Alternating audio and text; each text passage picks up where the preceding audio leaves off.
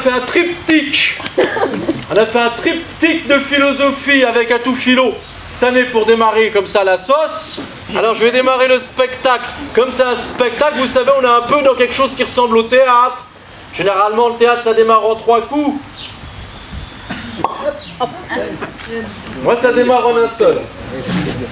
Non pas l'interprétation genrée, masculiniste, qui voudrait dire la philosophie doit se séparer de la femme parce que la femme est tentatrice, mais je voudrais me mettre de côté de Phyllis, et puis dire en définitive ce que révèle cette histoire. Qu'est-ce qu'elle révèle? C'est qu'en fait le philosophe ici, il est absolument l'esclave de son désir. Peut-être même qui prétend s'engager en philosophie, qui vante les mérites de la rationalité, qui vante les mérites de la rigueur, qui vante même les mérites de l'art du politique. Parce que si Aristote accompagne Alexandre, c'est pour qu'il puisse y avoir une extension de la Grèce et du modèle politique grec.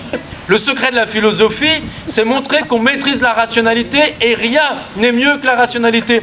Mais pour quelle raison? C'est que, en fait, c'est l'homme qui raisonne et la femme, dans quoi la cantonne-t-on? On la cantonne dans l'expression de l'émotion. On va dire de la femme, justement, que ce qui la qualifie, c'est quoi? C'est la sensibilité.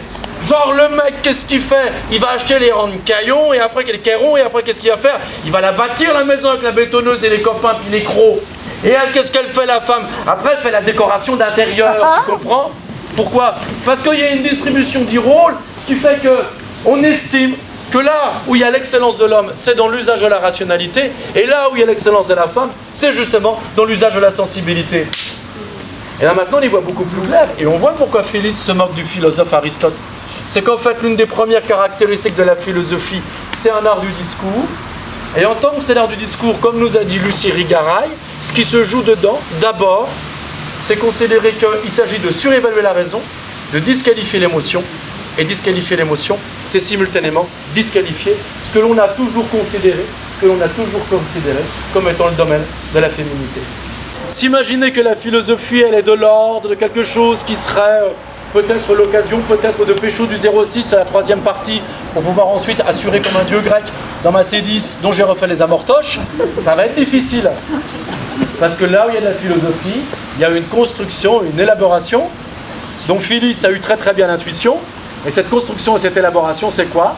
C'est d'abord la mise en place de la détestation de toutes les qualités dans lesquelles les femmes ont été reconduites, ramenées et réduites, en définitive, depuis plus de 2500 ans.